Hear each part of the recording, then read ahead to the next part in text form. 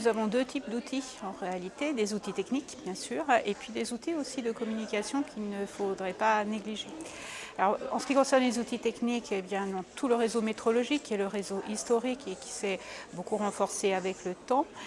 Nous avons des outils qui sont plus nouveaux, des outils d'inventaire d'émissions ou plus proches du territoire, puisque notre rôle il est essentiellement territorial, et puis des outils aussi de modélisation. Et c'est l'ensemble en fait de ces outils qui sont organisés au niveau territorial pour faire des observatoires où on peut fournir la qualité de l'air en chaque point du territoire. Alors ces outils sont coordonnés, nous on a un rôle territorial en tant qu'association de surveillance de la qualité de l'air, mais ces outils sont coordonnés, doivent être coordonnés avec ceux du ministère de l'Environnement et toute la coordination nationale assurée par le laboratoire central de surveillance de la qualité de l'air. On a beaucoup travaillé sur de l'information, c'est-à-dire que notre structure quadripartite avec l'État, les collectivités, les acteurs économiques et les associations en fait, nous permet d'avoir une grande indépendance en matière de communication.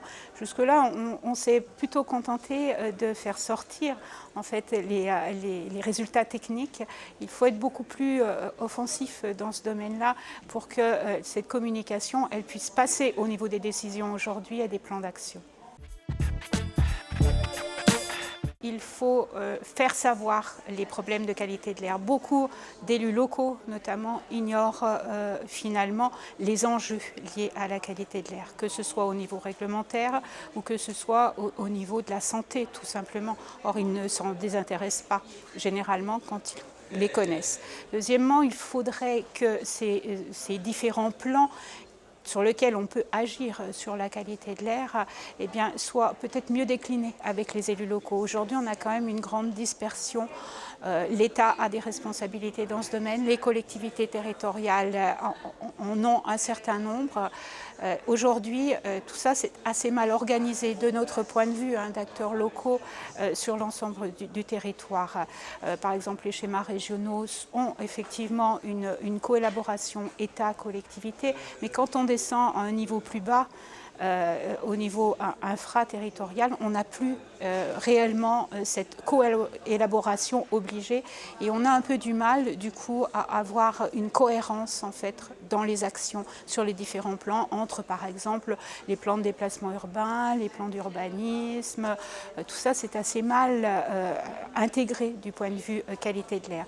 C'est un second levier et notamment à travers certains plans pour lesquels aujourd'hui les collectivités sont à la manœuvre, eh bien, nous n'avons pas forcément un lien direct avec la loi sur l'air, par exemple, notamment sur les plans d'urbanisme.